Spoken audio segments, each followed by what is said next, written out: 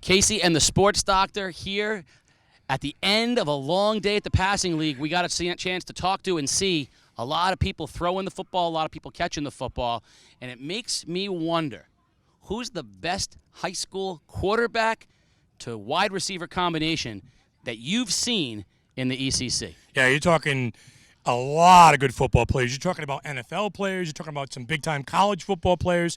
You're talking about some just big-time high school players along the way. So we want to hear it from you guys. Who do you think the best wide receiver quarterback combo you've seen in the ACC? Casey, you got a few names yourself. You know, I go all the way back to when I was in school. All the way back. You know, Chris Hooker throwing it to Tommy Curran over at Fitch. They came back with Justin Walls and Tony Patterson. Those were great combinations.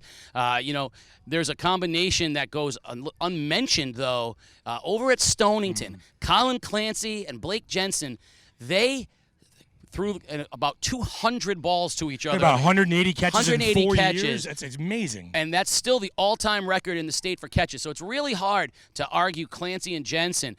But I'm going to argue it anyway. Sure. Because New London has something that no one else has. A combination of two guys that played in the NFL, and neither one of them was a quarterback.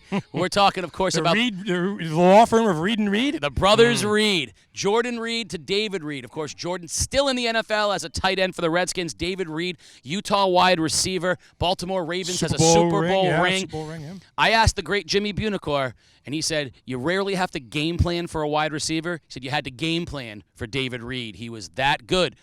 But were they the best? I want to hear from you guys. You guys have been around a long time. You're passionate Southeastern Connecticut sport fans.